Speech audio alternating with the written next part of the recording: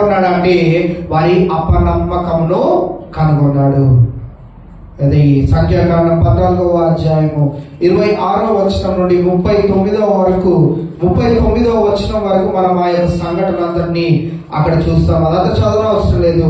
6వ వచనంలోనికి వెళ్దాం. 6వ వచనంలో మరి ఒకరు ఉన్నారు, చాలా ప్రాముఖ్యమైన వారు. వారు ఎవరు? 6వ వచనం ఇక్కడికి రావాలి. యూదా దేవదూతలు వారు ఎక్కడున్నారట?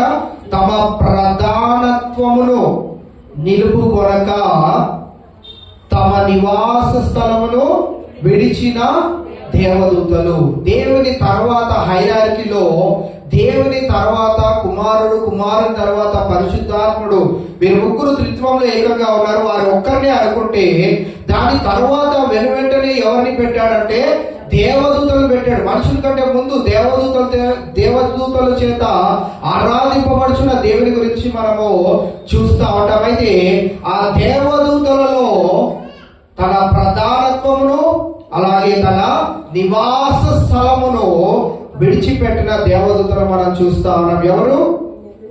లూసిఫర్ ని మనము చూస్తా ఉన్నాం. వారికి పట్టిన గతిని కూడా మనం చూస్తా ఉన్నాం.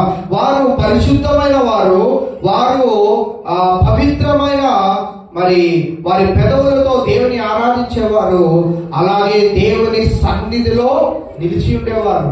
వారు కూడా ఏమయ్యారు? వారి యొక్క అహంకారము అలాగే వారి యొక్క ఆలోచనలు దేవునికి అతీతముగా వెళ్ళాలనే ఆ యొక్క అహంకార తత్వమును వారిని ఏం చేసింది? ఆ ప్రదేశంలో నుంచి వారు ఉండకుండా కిందకి త్రోసి వేసినట్లు ఇక్కడ మనము చూస్తా ఉన్నాం. మహాదినమున జరుగు తీర్పు వరకు కటిక చీకటిలో నిత్య పాశములతో ఆయన బంధించి భద్రము చేశాను. రెండవ ప్రాముఖ్యమైన వారు.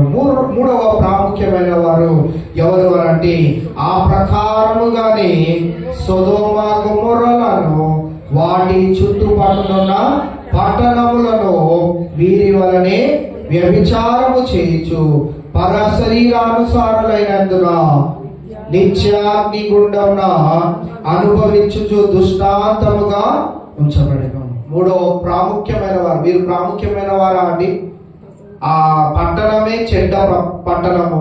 ఆ పట్టణంకి ప్రాముఖ్యత ఏమున్నది అని అంటే దేవుడు జ్ఞాపకం చేసుకున్నాడు.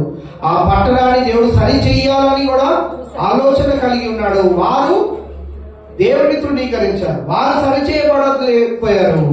కావున ఈ మూడు ప్రాముఖ్యమైన సందర్భాలను జ్ఞాపకం చేసుకుంటూ మరి యూదా వారిని హెచ్చరిస్తున్నట్లుగా మనం ఈ భాగాల్లో చూస్తా ఉన్నాం. సొదొమ గొమొర్రాలను మనం చూసినట్లయితే వారు పాపముతో నిండుకొనిన పట్టణములుగా మనం వారిని చూస్తా ఉన్నాం. వారు దేవుని యొక్క కనుల ముందు నుంచి తొలగిపోయిన ఒక పట్టణం వలె కంప్లీట్లీ స్వైప్డ్ ఆఫ్, తుడిచివేయబడిన పట్టణముగా సొదొమ గొమొర్రా పట్టణాలను మనము చూస్తా ఉన్నాం.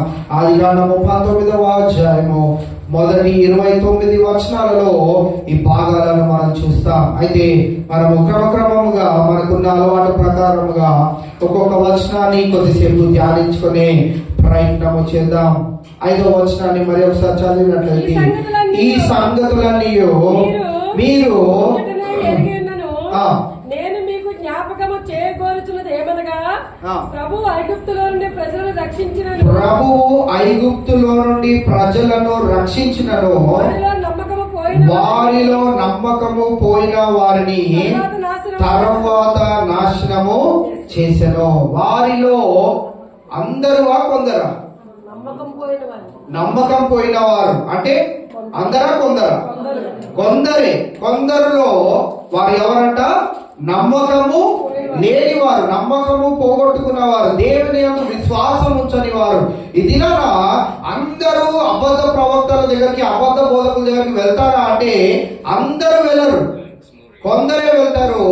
కొందరే నాశనాన్ని చేకూర్చుకుంటారు, నాశనాన్ని కోరుకుంటా ఉంటారు అనే విషయాన్ని మనము ఇక్కడ గమనించవలసిన వారమై ఉంటా ఉన్నాం.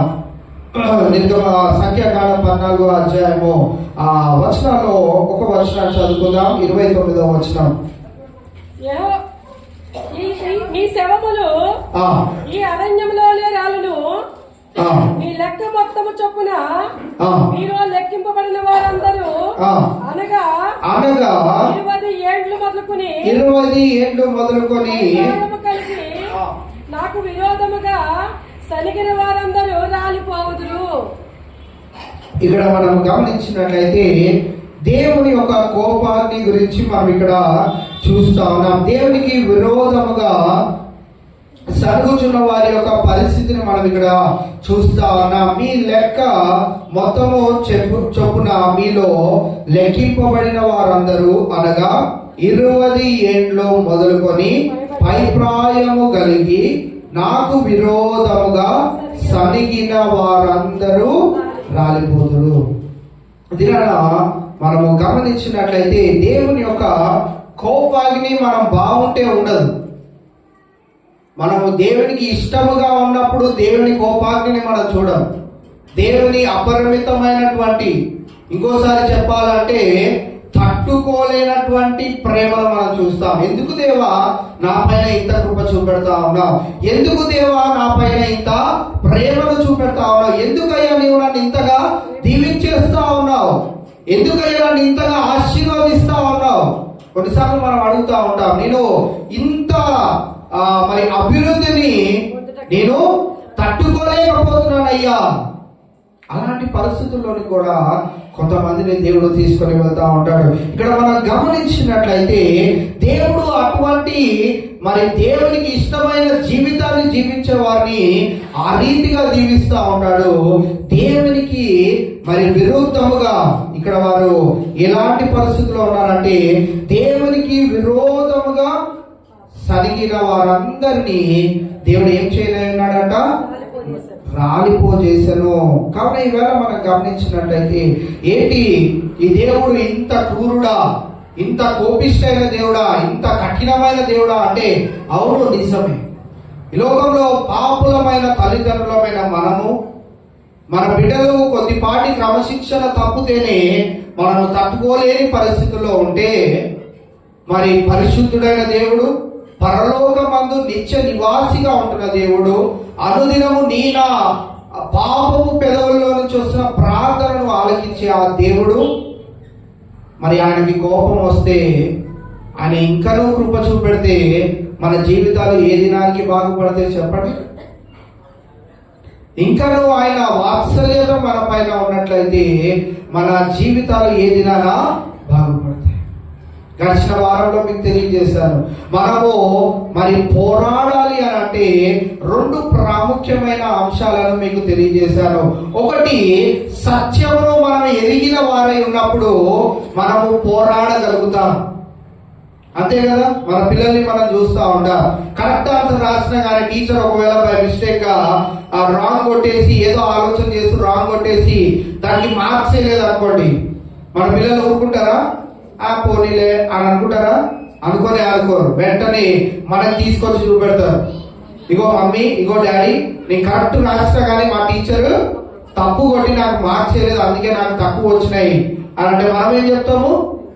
రేపు వెంటనే వెళ్ళి ఆ పేపర్ చూపెట్టి ఆ మార్క్స్ ఫుల్గా నువ్వు వేయించుకో, నువ్వే ఫస్ట్ క్లాస్ వచ్చావు అని అంటారు. అవునా కాదా?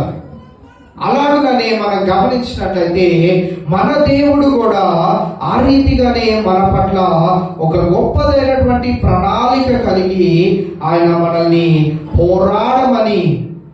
పోరాడడంలో ఉన్నటువంటి ఉద్దేశము ఎప్పుడు మనకు తెలుస్తుంది అంటే సత్యం ఏంటో మనకు తెలిసినప్పుడు మనము పోరాడాలనుకుంటాం.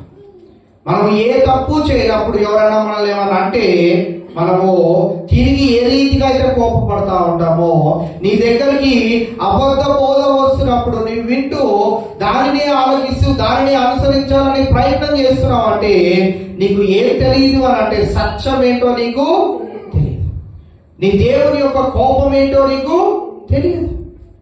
అందుకే మనకి ఇష్టం వచ్చినట్లుగా మన జీవితాన్ని కొనసాగించేస్తా ఉంటాం. ఆ రీతిగా ఉండడానికి వీల్లేదని యూదా తన పత్రికలో రాస్తా ఉన్నాడు. ఎవరికి రాస్తా ఉన్నాడు?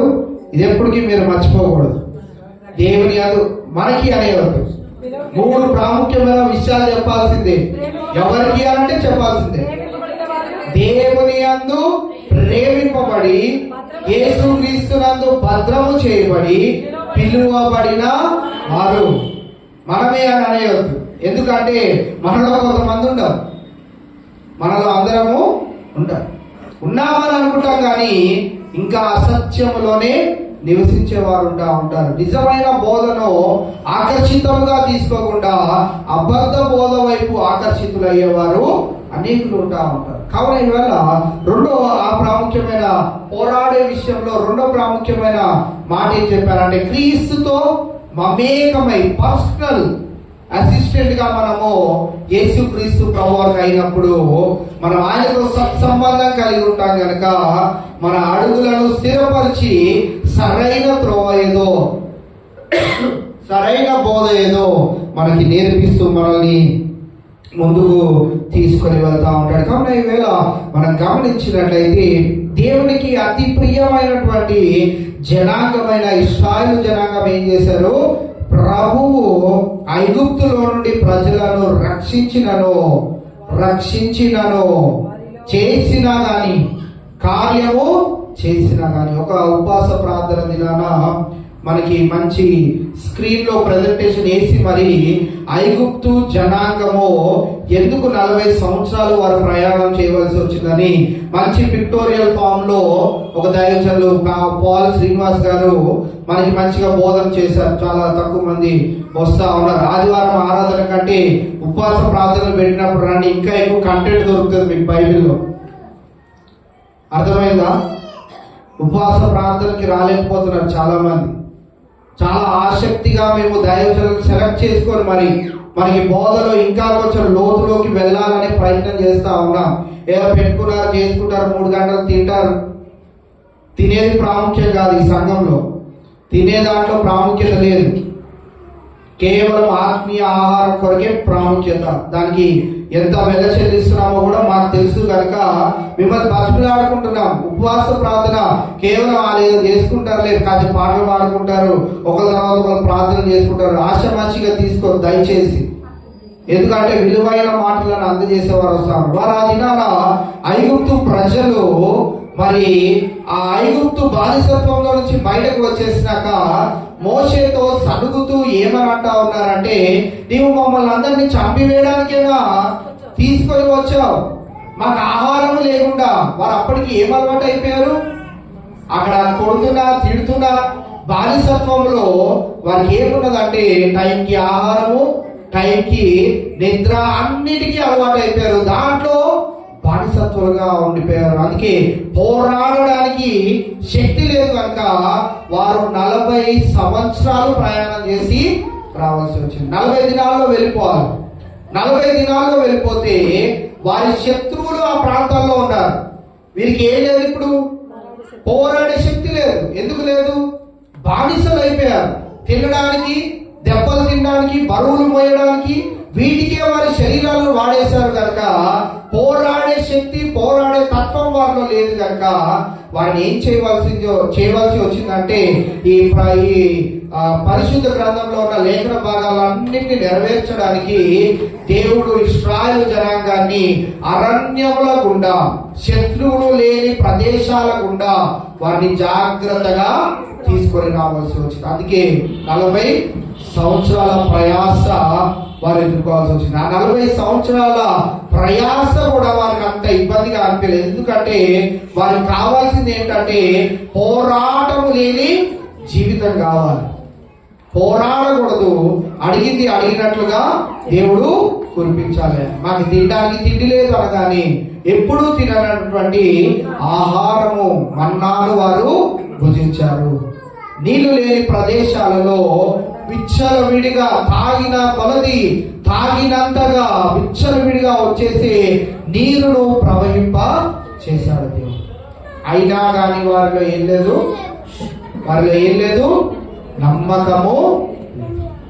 ఇది మనము కూడా దేవుడు కార్యం ఎప్పుడు చేస్తాడో మనకి తెలియదు. ప్రార్థన మొదలు పెడతాం, దేవుడు కార్యం ఎప్పుడు చేస్తాడో మనకి తెలియదు. కనుక ఎక్కడికి మనం పరుగులు పెడతా ఉన్నామంటే అబద్ధ బోధకుల వైపు మనం పరుగులు పెడతా ఉన్నాం. గడిచిన ఆదివారాన్ని మీకు చెప్పాను, ఒక ఇంగ్లీష్ పదాన్ని వాడాను. అది మీకు గుర్తు రావాలంటే ఒక వర్డ్ చెప్తా, మ్యాగీ. ఇన్స్టాంట్ చెప్పాలమ్మా, మీరు నోట్స్ అని రాసుకోండి, మీరు చెప్తారనే మీకు. ఇన్స్టాంట్ గా ఏం జరిగినా కానీ అది మన దగ్గర ఎక్కువ రోజులు ఉండదు.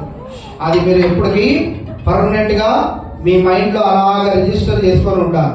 దేవుని చిత్త ప్రకారంగా చేశాడా అంటే అది ఎప్పటికీ మన దగ్గర నిలిచిపోయే ఉంటుంది. మనం వద్దనుకున్న కొలది అది పొంగి పొర్లే విధంగా ఉంటుంది. అది ఆశీర్వాదమే కావచ్చు, ఆరోగ్యమే కావచ్చు, ఏదైనా కావచ్చు. కావున ఇవాళ మనం గమనించినట్లయితే ఇక్కడ ఇశ్రాయేలు జనాంగము ఐగుప్తు బానిసత్వంలో నుండి వారిని దేవుడు రక్షించినను వారు దేనికి అలవాటు పడ్డారు? బానిసత్వానికి అలవాటు పడ్డారు. ఉన్న ఆ పరిస్థితుల్లోనే వారికి ఆనందాన్ని వారు సంపాదించేస్తున్నారు కనుక వారి భక్తిని మెరుగుపరచుకోవడానికి, నిజమైన దేవుడిని కనుగొనడానికి ఆశ లేని వారిగా వారు ఉన్నారు కనుక వారిలో ఏమీ లేకపోయింది? నమ్మకం అనేది లేకపోయింది. ఇది మనం కూడా ఒకసారి జ్ఞాపకం చేసుకోవాలి. మనలో ఏ రీతి నమ్మకత్వాన్ని మనము కలిగి ఉంటా ఉన్నాం అనేది చాలా జాగ్రత్తగా మనము గుర్తు చేసుకోవాల్సిన వారమై ఉంటా ఉన్నాం. కీర్తనల గ్రంథము 106వ కీర్తన 25వ వచనం నుండి 27వ వచనం వరకు మనం చదువుదాం. ఒక్క నిమిషం. కీర్తనల గ్రంథము 106వ అధ్యాయము 25 నుంచి 27 వచనాలు. యెహోవా మాట ఆలకింపక వారు తమ గుడారములలో సనుగుకొనిరి. అప్పుడు అరణ్యములో వారిని కూల చేయుటకును అన్యజనులలో వారి సంతానమును కూల్చుటకును దేశములో వారిని చెదరగొట్టుటకును ఆయన వారి మీద చెయ్యి ఎత్తెను. ఇక్కడ ఈ లోకంలో తల్లిదండ్రులమైన మనము పిల్లలపైన ఏ రీతిగా చెయ్యి ఎత్తుతామో ఆ రీతిగా దేవుడు ఇశ్రాయేలు జనాంగం పైన చెయ్యి ఎత్తినట్లుగా మనము చూస్తా ఉన్నాం. చెయ్యి ఎత్తాము అని అంటే ఖాళీగా దిగుతుందా? ఆ చెయ్యి చంపపైకి వెళ్ళాల్సిందే. అది భార్య అయినా కానీ పిల్లలైనా కానీ ఇప్పుడు భర్తలైనా కానీ. అంటే భార్య కొడుతుంది కనుక అంటే ఆ చట్టాలు కూడా వచ్చి మీరందరూ మంచం, మీ గురించి కాదు, లోకరీత్యా అంతా ఇన్ జనరల్ గా చెప్తా ఉన్నాను. సో ఇక్కడ మనం చూసినట్లయితే యెహోవా మాట వారు ఏం చేశారంట? ఆలకింపక వారు తమ గుడారంలో సనుగుకొనిరి. అప్పుడు అరణ్యంలో వారిని కూల చేయుటకును అన్యజనులలో వారి సంతానమును కూల్చుటకును దేశంలో వారిని చెదరగొట్టుటకును ఆయన వారి మీద చెయ్యి ఎత్తెను.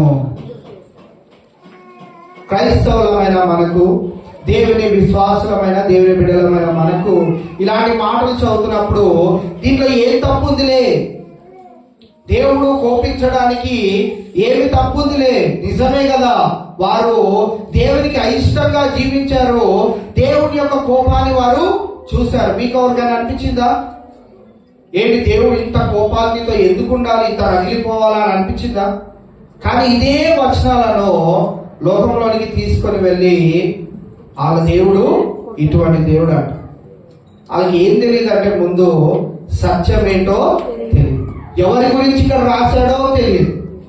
కేవలం వాడికి కావాల్సింది ఏంటి అని అంటే ఆ దేవుణ్ణి తక్కువ చేయాలి, ఆ దేవుణ్ణి విసర్జించాలి, అందరిలో ఉన్న నమ్మకత్వాన్ని తీసివేయాలి, పోగొట్టాలనే ప్రయత్నమే కనుక ఏమని అంటాడంటే వాళ్ళ దేవుడు చూడండి ఎంత దుర్మార్గుడుగా ఇక్కడ కనపడతా ఉన్నాడు అని అంటా ఉంటారు. మనం గమనించినట్లయితే ఈ లోకంలో గడిచిన దినాల్లో యూట్యూబ్ లో ఒక పాడ్కాస్ట్ నేను చూస్తా ఉన్నాను. పాడ్కాస్ట్ అంటే ఒక ప్రాముఖ్యమైన వ్యక్తులు తీసుకొని వచ్చి ఇంటర్వ్యూ చేయడం, 1-on-1 ఇంటర్వ్యూ చేయడం. ఆ ఇంటర్వ్యూలో ఒక దేవుని ఎరిగిన ఆయన ఒకసారి ఒక దేశంలో మరి ఒక చర్చ్ కి వెళ్ళాడంట. ఆ చర్చ్ ఎటువంటి చర్చ్ అంటే సాటనిక్ చర్చ్, అంటే సాతానుకు సంబంధించిన సంఘం. ఆ సంఘాన్ని యొక్క ప్రాముఖ్యత ఏంటో తెలుసా? ఇదే గ్రంథాన్ని వాళ్ళు గుమ్మం దగ్గర పెడతారు. ఈ గుమ్మం పైన అడుగు పెట్టి లోపలికి వెళ్ళాలి. ఈ బైబిల్ గ్రంథం పైన అడుగు పెట్టి లోపలికి వెళ్ళాలి. అడుగు పెట్టాడు అని అంటే ఏంటి? ఇది మాకు ఇష్టం లేదు, దీంట్లో ఉన్న దేవుడు మాకు వద్దు. ఎందుకంటే మీకు ఆల్రెడీ మనలోనికి జొరబడ్డారు అనే విషయం గురించి మీకు ఇంకా స్పష్టంగా తెలియజేయడం. అసలు జొరబడ్డారా అండి, మన చుట్టుపక్కల ఎక్కడ ఉన్నారా అండి అంటే నలుమూలల దేశాలలో వ్యాప్తి చెందుతా ఉంది. చాలా మంది అలాంటి సంఘాలకి వెళ్ళేవారు మీరు బోధించడానికి ఎప్పుడైనా వెళ్తే వారు ఏమంటారంటే ఐఆమ్ ఏ సాటనిస్ట్, నేను సాతాను యొక్క విశ్వాసిని అని అంటారు. వారి యొక్క ఆలోచనలు ఎలా ఉంటాయంటే మన సిలువు గుర్తు నిలువుగా ఉంటే వారిది అడ్డ కిందకుంటుంది, ఉల్టా ఉంటుంది. అంటే ఇక అన్ని పనులు బైబిల్కి ఉల్టాగా వ్యతిరేకంగానే వారు చేస్తూ వస్తూ ఉంటారు. ఏదైతే దేవునికి అయిష్టమో అదే వారి సంఘాలలో జరిగిస్తూ ఉంటారు. అలాంటి ప్రమాదకరమైన ప్రాంతాలు అనేకమైన ఉంటా ఉన్నాయి. వాటికి ఆకర్షితమైనటువంటి జనాలు కూడా, అటువంటి బోధనలు విని ఆకర్షితులయ్యే జనాలు కూడా అనేక మంది ఉండడము ఈ దినాలలో, ఈ కాలంలో మనము చూడలేదేమో కానీ వాస్తవానికి వారు సజీవులుగా నిలిచి ఉన్నారు. వారి సంఘాలు నానాటికి విస్తృతంగా పెరిగిపోతా ఉన్నాయి. అంత ప్రమాదకరమైన పరిస్థితుల్లో నేటి మన ఈ జనరేషన్ ఉన్నదనే విషయాన్ని మనం చాలా జాగ్రత్తగా గమనించాలి.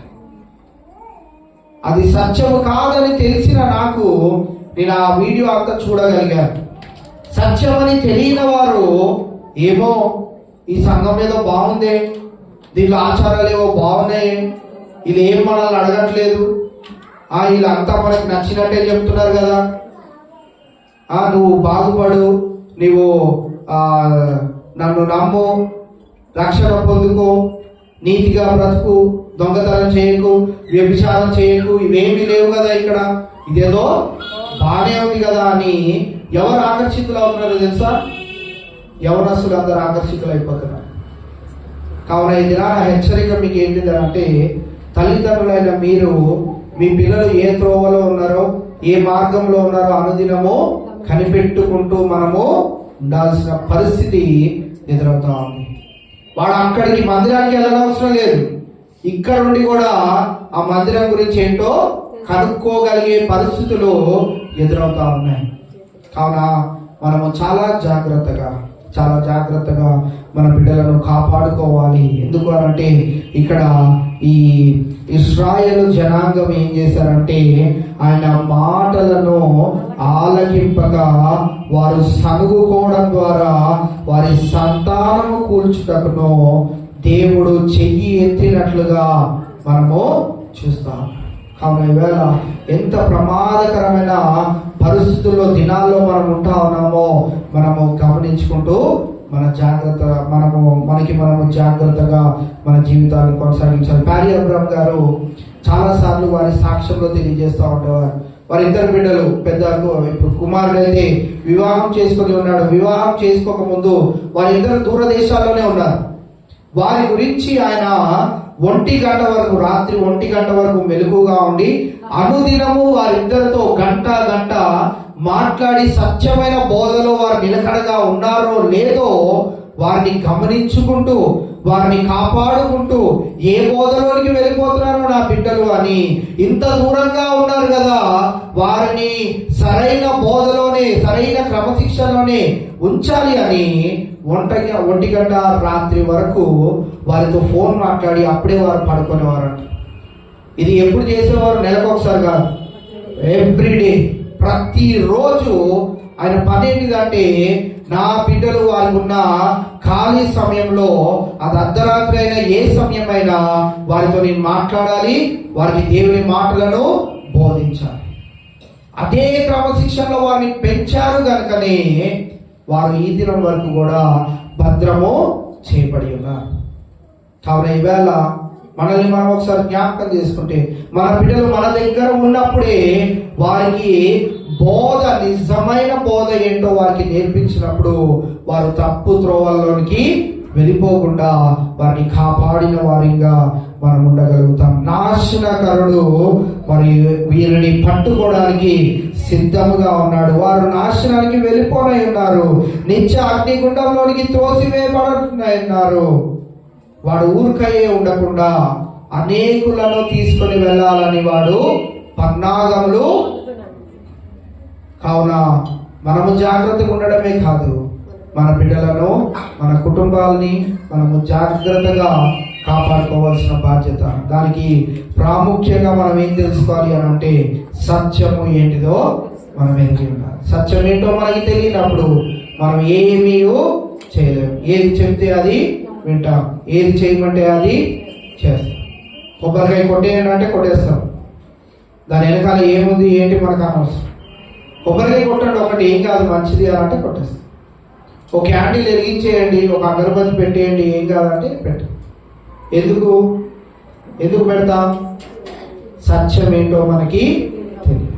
సత్యంలోనికి వచ్చినాక క్రీస్తే మనకు మార్గదర్శి, బైబిలే మనకి మార్గాన్ని తెలియపరిచేది. కావున సత్యంలో మనం ఎదుగుతూ ఇక్కడ తెలియజేయబడిన రీతిగా ఇశ్రాయేలు జనాంగము దేవుని నమ్మక పోయిన వారిగా ఉంటా ఉన్నారు. ఆరో వచనంలో మనం చూసినట్లయితే మరియు తమ ప్రధానత్వమును నిలుపుకొనక తమ నివాస స్థలములను విడిచిన దేవదూతలను మహాదినమున జరుగు తీర్పు వరకు కటిక చీకటిలో నిత్య పాశ్యములతో ఆయన బంధించి భద్రము చేశాను. అసలైన వాడైతే భద్రం చేశాడు, కానీ ఇంకా అనేకులు మన మధ్యలో తిరుగుతానే ఉన్నారు. అందుకే యేసుక్రీస్తు ప్రభువారు 4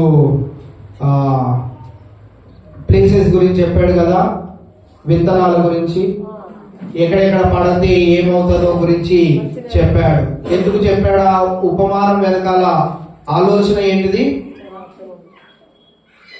ముళ్ళ కంపల మధ్యన పడ్డాది అని అంటే ఏమవుతుంది? ఎదుగుతుందా?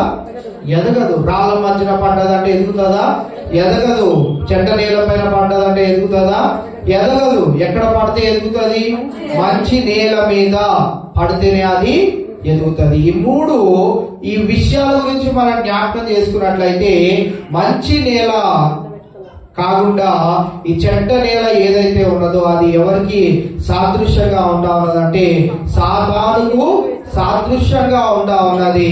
వాడు ఆ మనసులో ఇలా పడ్డ వెంటనే వాడు ఏం చేస్తాడంటే వెంటనే తుడిపేస్తా ఉంటాడు. కొన్నిసార్లు మన పిల్లలు క్లాస్ లో 40 మంది ఉంటారు, కొంతమంది బాగా స్పీడ్ గా రాసేస్తా ఉంటాడు.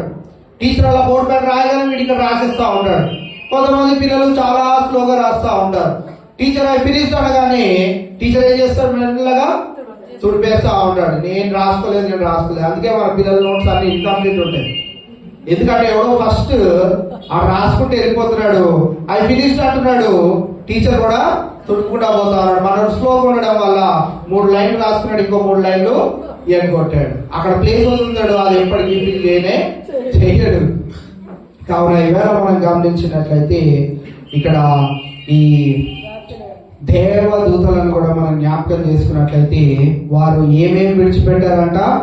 ప్రధానత్వమును నిలుపుకొనక. ఆ హైరార్కీలో దేవుని తర్వాత అంత గొప్ప స్థాయిలో ఉండగలిగిన ఆ దేవదూతలు వారి ప్రధానత్వమును, వారి యొక్క హైరార్కీని కాపాడుకోలేకపోయారు. ఇంకోటి, తమ నివాస స్థలములను విడిచి. నివాస స్థలం ఎంత గొప్పది! దేవుని రాజ్యంలో వారు ఉండేవారు. ఆ స్థానమును వద్దనుకున్నారు. ఎందుకు వద్దనుకోవాల్సి వచ్చింది? కావాలన్నా పేచి పెట్టారా? నేను ఉండనా అన్నారా? కాదు, దేవుడి కంటే ఎక్కువ.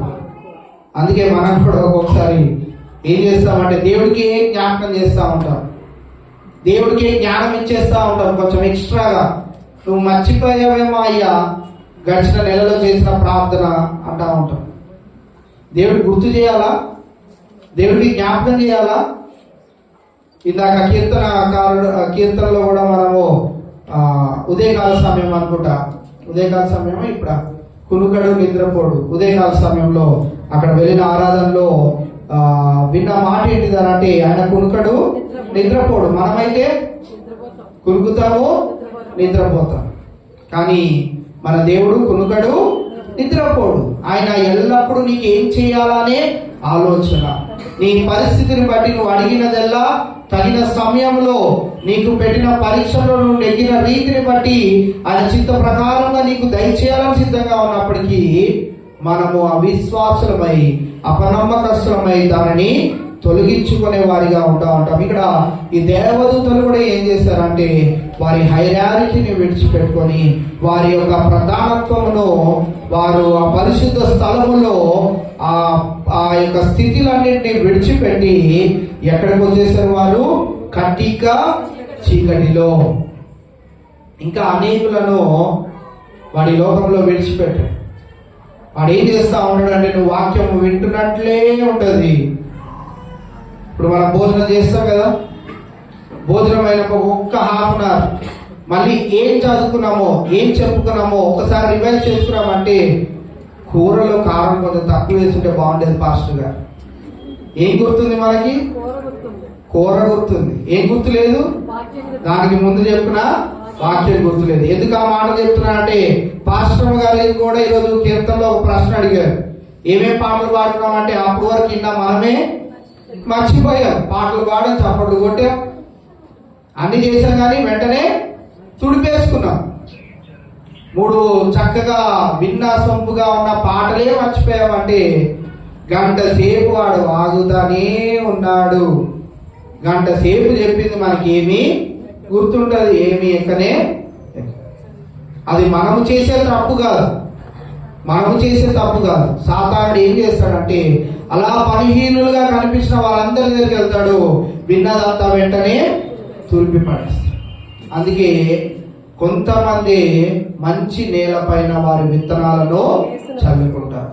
అందుకే నేను ఎప్పుడు అంటాను, దేవుని మందిరానికి ఎలా వస్తే బాగుంటుంది అంటే ఖాళీ హృదయంతో వచ్చావంటే దేవుడు దాన్ని సంపూర్తిగా నింపి నిన్ను పంపిస్తాడు. మళ్ళీ అది రీఛార్జ్ చేసుకోవడానికి నీకు వారం రోజులు సరిపడగా ఉంటది. ఆ వాక్యం నిన్ను వారం రోజులు నానా విధాలుగా బలపరిచి మళ్ళీ పరిశుద్ధ దినం వచ్చేటప్పటికి నువ్వు ఖాళీ హృదయంతో వస్తావు, దేవుని యొక్క వాక్యమే నింపుకుంటావు. ఒకవేళ ఇక్కడికిక్కడ నువ్వు ఖాళీ హృదయంతోనే వెళ్ళిపోయావు అనుకో, అనేకమైన ఆలోచనలు, అనేకమైన దుష్టక్రియలు, అనేకమైన దేవుడికి అయిష్టమైన క్రియలన్నిటితో నీ హృదయాన్ని నింపుకుంటావు కనుక దేవుని మందిరానికి వచ్చినప్పుడు అది ఆల్రెడీ మురికి గుట్టలాగా దేవుని మందిరానికి వస్తుంది కనుక దాన్ని బాగు చేయడానికి దేవునికి కూడా సామర్థ్యత సరిపోనట్లుగా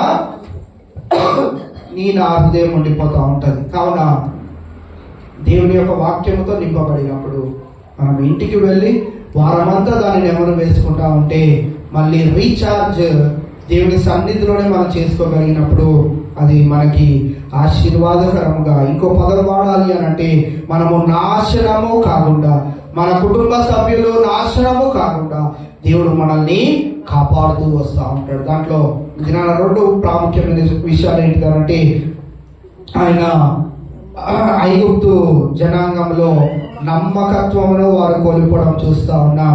ఇక్కడ ప్రధానత్వమును వీరు కోల్పోవడం మనం చూస్తా ఉన్నాం. అందుకే తర్వాత లేఖన భాగాన్ని మనం చూస్తా ఉంటే మనుషులకు ఎంత ఆధిక్యతనిచ్చాడు దేవుడు, ఎంత ఆధిక్యతనిచ్చాడు చెప్పండి.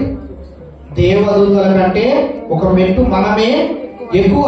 వారుండి ఆరాధించవచ్చేమో కానీ దేవుడు దేవదూతలు చేసిన పనిని బట్టి మనుషులకు ఏమిచ్చాడు అని అంటే కొద్దిపాటి ఆధిక్యతను పెంచి మీరు దేవదూతలతో సమానము కాదు, దేవదూతల కంటే తక్కువ వారు కాదు, కానీ మీరు దేవదూతల కంటే ఒక మెట్టు ఎక్కువ వారే. అనగా దేవుని కంటే తక్కువ వారము, దేవదూతల కంటే ఎక్కువ వారము. కావున ఈ దినాన మనకి దేవుడు అంత భాగ్యమును కలుగు చేసినప్పుడు కటిక చీకటిలోనికి మనం వెళ్ళిపోవడానికి ప్రయత్నం చేసే వారిగా ఉండకూడదు. పేతురు రాసిన 2వ పత్రిక 2వ అధ్యాయము 9వ వచనాన్ని 4వ వచనం చదువుదాం, తర్వాత 9 చదువుదాం. దేవదూతలు పాపము చేసినప్పుడు దేవుడు వారిని విడిచిపెట్టక పాతాళ లోకమందలి కటిక చీకటి గల శిథిలములోనికి త్రోసి తీర్పుకు కావలిలో ఉంచబడుటకు వారిని అప్పగించను. దేవదూతలు ఏం చేశారంట?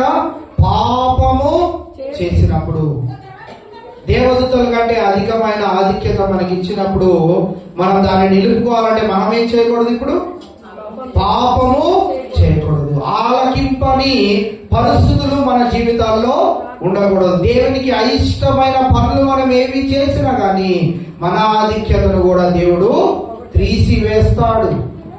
ఆ విషయాన్ని మనం చాలా జాగ్రత్తగా గమనించవలసిన వారమై ఉంటాం. దేవదూతలు పాపము చేసినప్పుడు దేవుడు వారిని ఏం చేశాడంట?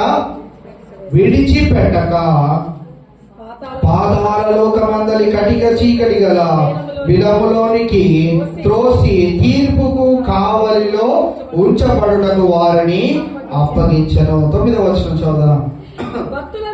భక్తులను శోధనలో నుండి తప్పించుటకును దుర్నీతి పరులను ముఖ్యముగా మలినమైన దురాశ కలిగి శరీరానుసారముగా నడుచుకొనుచు ప్రభుత్వమును నిరాకరించుచు శిక్షలో ఉంచబడిన వారిని తీర్పు దినము వరకు కావలిలో ఉంచుటకును ప్రభువు సమర్థుడు. ఇక్కడ ప్రభువు దేనికి సమర్థుడు అని అంటే 2 విషయాలను మనం ఇక్కడ చూస్తా ఉన్నాం. భక్తులను శోధనలో నుండి తప్పించడానికి, దినాన అబద్ధ బోధల వైపు మనం ఆకర్షితులు కాకుండా దేవుడు ఏం చేయాలనుకుంటున్నాడు? తన భక్తులను శోధనలో నుండి, నాశనకరమైనటువంటి గుంటలో నుండి మనల్ని తప్పించాలని ఇక్కడ 2 వేరు విషయాలను తెలియజేస్తా ఉన్నాడు. భక్తులను శోధనల నుండి తప్పించడానికి, దుర్నీతి పరులను తీర్పు దినం వరకు కావలిలో ఉంచుటకు, 2 పనులు చేయడానికి దేవుడు సమర్థుడు అనే మాటను ఇక్కడ చూస్తా ఉన్నాం. మన దేవుడు కాపాడుటకు మనకు సమర్థుడుగా ఉంటా ఉన్నాడు. ఇది మన కీర్తన భాగంలో కూడా చదువుకున్నాం కదా. కీర్తన గ్రంథము 46వ అధ్యాయం 7-11 వచనాలు 2 ఒకటే కదా. సైన్యముల అధిపతి యెహోవా నాకు తోడై ఉన్నాడు, యాకోబు యొక్క దేవుడు మనకు ఆశ్రయమై ఉన్నాడు. మనం ఇక్కడ గమనించినట్లయితే మన దేవుడు ఎటువంటి దేవుడు అంట? సైన్యములకు అధిపతియగు యెహోవా మనకు తోడై ఉన్నాడు. కావున 3వ వచనంలో మనం ఏం చూసుకున్నాం? కీర్తన వాటి జలములు ఘోషించుచు నురుగు కట్టినను, ఆ పొంగునకు పర్వతములు కదిలినను మనము భయపడనే అబద్ధ బోధలు మనకు వినిపించినప్పుడు మనము భయపడనే భయపడము. వారి ఎడల మనము కొద్దిపాటి ఆశను కూడా చూపెట్టని వారిగా ఉంటాం. ఎవరైనా చాలా మంది అలాంటి బోధలకు ఆకర్షితులు అవడానికి గల కారణం ఏంటిది అంటే అడిగి అడిగి అడిగి అడిగి అడిగి అడిగి అడిగి దేవుడు ఇంకా నా ప్రార్థన ఆలకించట్లేదని ఒక తీర్మానానికి వచ్చినప్పుడు అప్పుడు శోధకుడు ఏం చేస్తాడంటే, అగోరా మనకు ఒక వికెట్ రెడీగా దొరికింది, వెళ్ళిపట్టు. వీళ్ళు వెంటనే వెళ్తారు. ఎన్ని రోజులు వస్తావక్క ఇదే మందిరానికి? ఏం జరిగిందని అక్క ఈ మందిరంలో ఉండేది, రా అక్కడికి వెళ్దాం. అక్కడ స్వస్థతలు, అద్భుతాలు, ఆశ్చర్య కార్యాలు, గొప్ప మర్మములు బయలుపరిచారు. ఆయన వరకు క్యాన్సర్ ఉంటే వచ్చే వారానికి క్యాన్సర్ తగ్గిపోయింది. ఇంకోటి ఏదో ఉంటే అది మాయమైపోయింది. రాక అక్కడికి వెళ్దాం, ఆ నూనె తాగితే బాగుంటుంది, ఆ కచ్చి ముట్టుకుంటే బాగుంటుంది. ఎన్ని ఎన్ని ఎన్ని ఎన్ని పెట్టే బ్యానర్ ఏమో యేసు క్రీస్తు ప్రభువు అందరికీ రక్షకుడు లేడు ప్రభువు. లోపలికి వెళ్ళిన తర్వాత యేసు ఉండడు, ఆయన నామంలో ఏదియో జరగనే జరగదు. వీళ్ళు వస్తారు, దైవజనుడు మా మీద తల మీద చేయి పెట్టి ప్రార్థన చేయడం వల్ల మాకు స్వస్థత కలిగింది. ఈ బోధకుడు అంటాడు, మేము ఇక్కడే కాదండి అనేకమైన ప్రాంతాలకు వెళ్ళి దేవుడు మమ్మల్ని గొప్పగా వాడుకుంటున్నాడని ఎవరికి మహిమ తెచ్చుకుంటున్నారు? ఇరువురు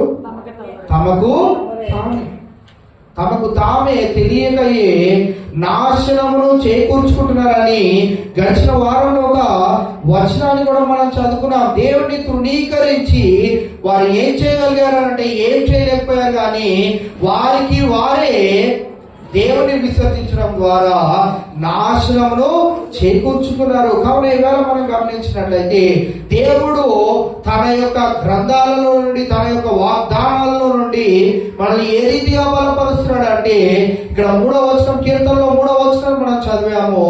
వాటి జలములు ఘోషించుచు నురుగు కట్టినను, ఆ పొంగులకు పర్వతములు కదిలినను మనము భయపడము. ఎలాంటి పరిస్థితులు మనకి ఎదురవుతున్నా మనము భయపడము. ఎందుకు అంటే నీవు నేను నీ దేవుడు ఎవరో తెలుసుకొని ఉన్నాం, సత్యము ఏంటిదో మనము తెలుసుకొని ఉన్నాం. కావున సత్యం ఎరిగిన మనము ఈ లోకంలో ఉన్న నానా విధములైనటువంటి పరిస్థితులకు మనం లోనై వాటి గురించి ప్రార్థన ఎక్కువగా చేయం, కానీ అయ్యా నేను నా కుటుంబము నీ రాజ్యములో ఉండునట్లుగా మమ్మల్ని జ్ఞాపకము చేసుకో. ఏ దొంగ అడగొచ్చు కదా, అయ్యా ఎలాగో నన్ను క్షమించావు, నీతో పాటు ఉంటానన్నావు, ఇంకా కొన్ని ఇల్లులు ఉండిపోయినాయి, అయిపోయిందా అప్పటికే? ఎలాగో నన్ను క్షమించావు, నీ రాజ్యంలో చేర్చుకుంటానన్నావు, ఇంకో కొన్ని ఇల్లులు ఉండిపోయినాయి, ఇంకా కాస్త బంగారం మిగిలింది, కొన్ని ఇళ్లలో దోచుకుందాం అనుకున్నాను, కానీ ఎవడో చేతిలో దొరికిపోతానేమో అని ఆ యజమానుడు లేచినప్పుడు పరిగెట్లో వచ్చాను. ఎలాగో నన్ను క్షమించావు కాబట్టి నాకు విడుదల కూడా కలుగు చేసి నన్ను ఒక్కసారి విడిచిపెట్టయ్యా. ఎలాగో వాగ్దానం ఇచ్చావు, అది నెరవేరుస్తావు, వెళ్ళి చేసుకుంటాను అన్నాడా? ఒకటే ఒక మాట, చచ్చిపోతాను అని తెలిసింది, ఇంకా దీంట్లో నుంచి విడుదల నాకు రాదని తెలిసింది. ఒకటే ఒక మాట, ఏంటిది?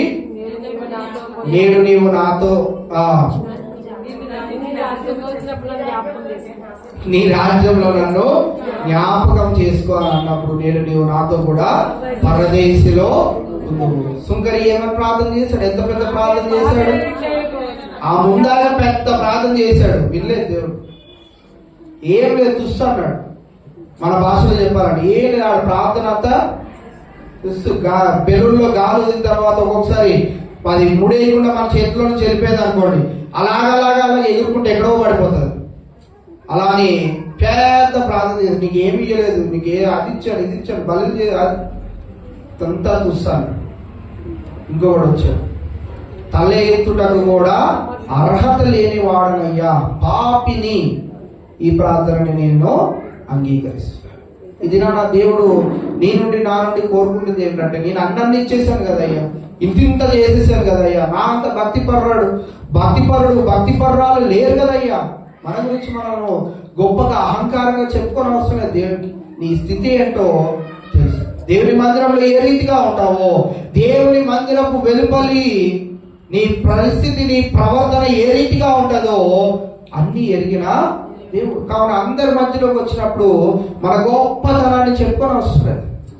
ఏకాంతంగా ఉన్నప్పుడు అయ్యా నేను ఎలాంటి దానిలో నీకు తెలుసుకోలేదు, నేను నలుగురిలోకి వెళ్ళినప్పుడు ఏ రీతిగా ప్రవర్తన చేస్తున్నానో నీకు తెలుసు కదయ్యా, నన్ను దయతో క్షమించవా అని మనము అక్కడ గోజాడాలి. నలుగురిలో అలాంటి ప్రార్థన మనం చేసేవారిగా ఉండాలి. అంతేగాని నలుగురిలోకి వచ్చినప్పుడు అహంకారంగా ప్రార్థన చేస్తాం, మనమే భక్తి పరులం అన్నట్టుగా ప్రార్థన చేస్తాం. ఇంకా పదాలు చాలనంతగా అత్యధికమైన పదాలతో దేవుని నామాన్ని ఉచ్చరిస్తూ ఉంటాం. అదే పదాలతో తిరిగి మనకి ఇష్టమైన మాటలను కూడా మాట్లాడేస్తూ ఉంటాం. ఎక్కడ ఏది చేయాలో మనము నేర్చుకోవాలి. దేవుని మందిరానికి వచ్చినప్పుడు మనల్ని మనం తగ్గించుకోవాలి. మన స్థితి ఏంటో మనకు ఒక్కరికే తెలుసు, మనల్ని సృజించిన దేవుడు ఒక్కడికే తెలుసు కనుక ఆయన దగ్గరికి వచ్చినప్పుడు మట్టుకు మనము చాలా నమ్మకస్తులుగా ఆయన ఎదుగుతుంటాం. ఎప్పుడు కూడా మన ప్రార్థనలో అహంకారము లేకుంటే గర్వము ఇలాంటివి ఎప్పుడు చేయకూడదు. మా పెద్దంపల్లి చర్చిలో ఎర్లీ మార్నింగ్ సర్వీస్లో 10-15 మంది ఉంటారు కదా. ఒక అత్తగారు పక్కనే కోడలు ఉంచుకుంది. నా కొడుకుని రక్షించావు, నా బిడ్డలను రక్షించు దేవా, నా మనవడు మనవరాలని రక్షించు దేవా అంటూ కోడలు వదిలేసి ఏ భక్తి అనిపించింది నాకైతే. కాళ్ళ దగ్గర అనలేం కాబట్టి ఊరుకున్నాను, కానీ మన చర్చలో అలాంటి వాళ్ళు ఉంటేనా వెంటనే అక్కడికక్కడే పక్కనే ఉంది కోడలు, రక్షణ పొందుకోలేదు కోడలు. ఓ పెద్ద ప్రార్థన చేసింది, స్తుతారాధనలో పెద్ద ప్రార్థన చేసింది. పక్కన ఉన్న కోడలు జ్ఞాపకం చేసుకోలేకపోయింది. కొడుకేమో ఆ పనుంది ఈ పని ఉందని ఉదయం 6 గంటలకి ఆ పనుంది ఈ పని ఉందని రాడు. దుర్మార్గుడిని ఇంట్లో పెట్టుకుంది, రక్షణ పొందుకున్నాడు అంతే. అప్పుడప్పుడు వస్తాడు, బల్లలో చేయి కూడా వేస్తాడు. పక్కనే ఉంది రక్షణ లేని కోడలు జ్ఞాపకం చేసుకుంటే ఏమైపోయింది? గొడవ పడ్డాదో ఏమైందో, అత్త కావాల్సింది చేసి పెట్టలేదో ఏమన్నా కానివ్వండి, పక్కనే రక్షణ లేని కోడలు ఉన్నప్పుడు దేవుని మందిరానికి వచ్చినప్పుడు నీ తగ్గిపోయేది. పక్కనున్న కోడల గురించి నువ్వు ప్రార్థన చేయలేకపోతున్నావు. నీకున్న కోరికలన్నీ దేవుడు తీర్చాలంట. అక్కడైతే ఉదయకాలం ఏమో పెద్ద పెద్ద ప్రార్థనలు, అసలు 2 లేడీస్ ఉంటారు, దాంట్లో ఈవిడ ఒకటి ఇంకొక ఆమె. ఏ కీర్తన చదువుకున్నామో ఆ కీర్తన ఇలానే పెట్టుకొని తల్ల తీసుకొని ముసుకేసుకొని ఆ కీర్తన అంతా చదువుతారు మళ్ళీ ప్రార్థన. దేవుని కృపను బట్టి మనకు అలాంటి అలవాటు లేదు, కానీ ముసుకేయడము, కళ్ళు తెరిచి ఆ కీర్తన అంతా ఏంటి నాకే గుర్తులేవు 2-3 వచనాలు కూడా. ఈ ముసలోళ్ళు 60 సంవత్సరాలు పైబడిన వాళ్ళు వీళ్ళకి ఎట్లా గుర్తుంటున్నాయో బాబు. అసలు వచనం వెంబడి వచనం, యెహోవా నా కాపరి నాకు లేని కంటిన్యూస్. అరే ఇంత గొప్పగా ఇంత జ్ఞానమా అనుకుంటే తర్వాత తెలిసిన రహస్యం ఏంటంటే వాళ్ళు ముసుకేయడము, తలదించడము, కళ్ళు తెరిచి ఉన్న వచనాలన్నీ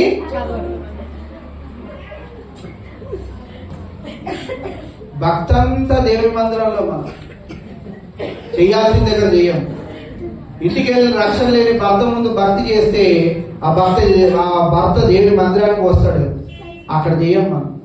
భార్య కూడా అందుకే రారేమో, పిల్లలు కూడా అందుకే రారేమో. ఏంటి మమ్మీ నువ్వు ఎప్పుడు దేవుని మందిరంలో అయితే ఓ అంటావు, కానీ ఇంటికి వచ్చి మమ్మల్ని ఊరికే తిడుతూనే ఉంటావు, మేము రాంపో. కారణం ఎవరు? తల్లిదండ్రులే. మనం చేసే క్రియలే, మనకు చేసే ప్రవర్తనని చాలా మందిని రక్షణ మార్గంలో రానివ్వకుండా ఆపివేస్తూ అడ్డుగోడగా నిలిచి ఉండిపోతా ఉన్నాను. కావున ఇది మనం గమనించినట్లయితే దేవదూతలు ఆ గొప్ప కృపను కోల్పోయారు. నాశనాన్ని, కటిక చీకటను వారు మరి ఎదుర్కొన్నట్లు చూస్తా ఉన్నాం. 3వ సందర్భం చూసినట్లయితే 7వ వచనము, ఆ ప్రకారముగాని సొదొమ గొమొర్రాలను వాటి చుట్టూ పట్టణములను వీరి వలనే వ్యభిచారము చేయించు పరశరీరాను సారులైనందున నిత్యాగ్ని గుండన అనుభవించుచు దృష్టాంతముగా ఉంచబడెను. ఈ సాటిని చర్చెస్ ఇవన్నీ కూడా వారి సంఘాలలో చేసే పనులు కూడా అవే అంట. వారి దేవుని మందిరాలలోకి మనలాగా వెళ్ళరు, నగ్నంగా వెళ్తారంట. దేవునికి అయిష్టమైన క్రియలన్నీ చేస్తూ ఉంటారు దేవుని మందిరంలో. అందుకే వాళ్ళు పెట్టుకున్న పేరు ఏంటంటే సాటానిక్ చర్చ్, సాతాను యొక్క సంఘం. అలాంటి సంఘాలు అనేకమైన ఉంటారు. నా బిడ్డలు అటువంటి వాటికి ఆకర్షితులు అవ్వకుండా మనల్ని మనము మన బిడ్డలను కాపాడుకోవాల్సిన పరిస్థితి. ఎందుకంటే ఈ సొదొమ గొమొర్రా యొక్క పరిస్థితి ఏమైపోయింది? వారి చివరి అంతం ఏంటిదంట? నిత్యాగ్ని గుండాన అనుభవించుచు దృష్టాంతముగా వారు ఉంచబడినట్లుగా మనము చూస్తా ఉన్నాం. ద్వితీయోపదేశకాండము 29వ అధ్యాయము 23వ వచనాన్ని మనం చూసినట్లయితే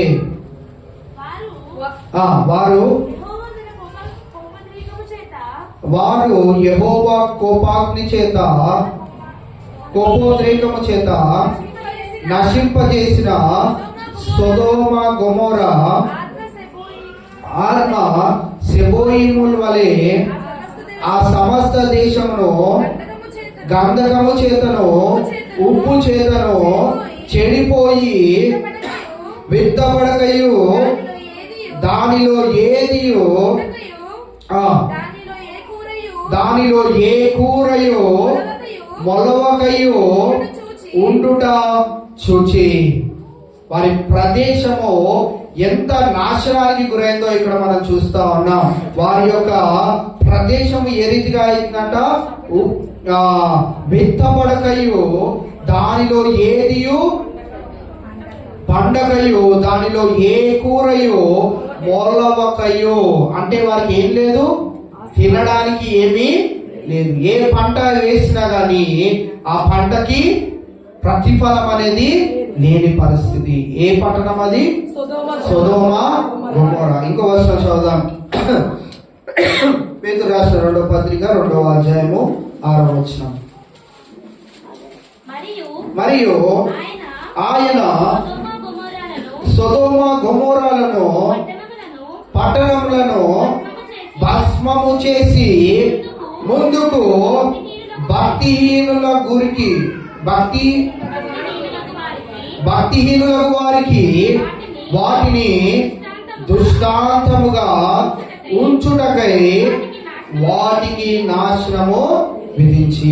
ఇక్కడ మనం గమనించినట్లయితే సొదొమ గొమొర్రా యొక్క పట్టణాన్నైనా చూసి అలాంటి పరిస్థితుల్లో కనుక మనం ఉన్నట్లయితే మనకి కూడా అదే శిక్ష విధింపబడుతుందని ఒక గుర్తుగా పట్టణాలను దేవుడు పెట్టి ఉన్నాడు. ఇది పరిశుద్ధ గ్రంథంలో కూడా భక్తులైనటువంటి వారి యొక్క పరిస్థితులన్నిటిని కూడా మన ఎదుట పెట్టడానికి గల కారణాలు ఏంటిది అంటే, వారు చేసిన తప్పిదంలో ఒకవేళ నేను చేసినట్లయితే వారు ఏ శిక్షా విధిలో ఉన్నారో నీవు కూడా అదే శిక్షలో ఉండనై ఉన్నావని జాగ్రత్త పడాలి అని బైబిల్ గ్రంథం మనకి హెచ్చరిస్తూ ముందుగానే మనకి తేటగా తెలియపరచడానికి ఇక్కడ ఈ దినాన మన పాఠ్యాంశంలో ఉన్న పట్టణము ఏదనగా సొదొమ గొమొర్రా పట్టణములను దేవుడు ఏం చేశాడంట, భస్మము చేసి ముందుకు భక్తిహీనులకు వారికి వాటిని దృష్టాంతముగా ఉంచుటకై వాటికి నాశనములో విధించాడు. మీ అందరికీ గుర్తు, ఈ పట్టణాల వల్లే మీరున్నారు అంటే మీరు కూడా అదే శిక్షకు అర్హులు, పాత్రులు అనేది మనకు జ్ఞాపకం చేయడానికి వీటన్నింటినీ దేవుడు ముందుగానే ఉంచాడు. అందుకే మనం పరలోక రాజ్యంలోనికి వెళ్ళినప్పుడు దేవుడు నిన్ను నన్ను లెక్క అడిగినప్పుడు, అయ్యా నాకు ఈ విషయం ఒకటి తెలియదు అయ్యా, అందుకే ఆ విషయంలో నేను కాస్త అంటే దేవుడు నీవు నరకాగ్నిలోనికి వెళ్ళనై ఉన్నావు అని అన్నప్పుడు మనం తిరిగి అడుగుతాం కదా మనుషులను. అందరూ పేతురు వలె దుడుకుగానే ఉంటారు. ఎందుకంటే అందరికీ ఆ పరలోక రాజ్యం ఆయన వెనుపటి కనపడతా ఉంటది. నిత్య అగ్నిలోనికి వెళ్ళకుండా ఉండాలి అనే ఆశ కూడా ఉంటది. కనుక ఏం చేస్తా ఉంటామంటే దేవుడిని అక్కడ అడుగుతాం, ఇదంతా జరుగుతుందా అంటే జరగొచ్చేమో, నేను వెళ్ళలేదు, నేను చూడలేదు. కానీ బైబిల్ ప్రకారంగా మనం ఆలోచన చేయగలిగినట్లయితే యేసుక్రీస్తు ప్రభువారు ముందు నిలిచి నీవు నిత్య అగ్నిలోనికి వెళ్తున్నావు అని అన్నప్పుడు, ఎందుకయ్యా నేను వెళ్తున్నాను అనే ప్రశ్న అడిగినప్పుడు, నువ్వు ఈ ప్రదేశంలో నాకు అయిష్టంగా ఉన్నావు కనుక నువ్వు నిత్య అగ్నిలోకి అంటే, నేను ఎప్పుడు లేనయ్యా అనడానికి మనము ఆస్కారం అనేది లేకుండా అన్నిటినీ ఈ సత్యంలో రాసిపెట్టాం. రేపు అన్న రోజు ఎందుకు బైబిల్ చదవాలి, ఎందుకు బైబిల్ని ధ్యానించాలి అని అంటారు అని అంటే, రేపు అన్న రోజు ఆయన దగ్గరికి వెళ్ళినాక అయ్యో ఆ విషయం తెలియదయ్యా నాకు, లేకపోతే లంచం ఎప్పుడు తీసుకునేవాడినే కాదు, నేను నా భర్తని ఎప్పుడు తిట్టేదాన్నే కాదు అనడానికి లేకుండా సమస్తమును మన జీవిత కాలంలో, జీవిత వ్యవధిలో ఏ రంగాలలో చూసుకున్నా, ఏ విధముగానైనా ఏ తప్పిదము చేసినా కానీ దానికి ఏ శిక్ష ఉన్నదో ముందుగానే ఈ సత్యవాక్యంలో రాయబడి ఉన్నది కనుక అక్కడికి వెళ్ళినాక ఆయన అడిగేది ఏంటంటే, నీవు వచ్చావు, నీ లెక్క సంగతి ఏంటి అంతే. ఎందుకు అనే ప్రశ్న వేయడానికి ఉండదు.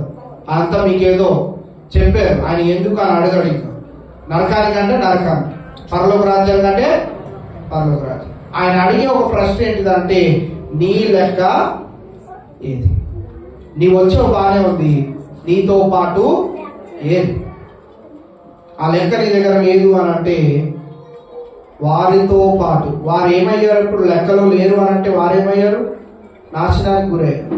వాటికి కారణమైన మనల్ని కూడా దేవుడు ఆ రీతిగానే మరి బాధపరిచే విధంగా గడిచిన ఉపవాస ప్రార్థనలో ప్యారీ అబ్రహం గారు తెలియజేశారు. మనము పరలోక రక్షణ మార్గంలో ఉన్నాం కనుక మనం పరలోక రాజ్యానికి వెళ్తాం, కానీ అక్కడ దేవుడిచ్చే బహుమానాలు కొన్ని కోల్పోయే వారంగా ఉంటాం.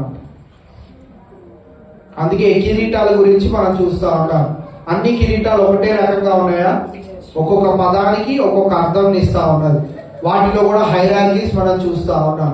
అందుకే నేను ఒకసారి ఈ పరలోక రాజ్యంలో మన నివాస స్థలాల గురించి తెలియజేస్తూ, యేసుక్రీస్తు ప్రభువుని దగ్గరగా చూస్తే బాగుంటుందా, దూరంగా చూస్తే బాగుంటుందా?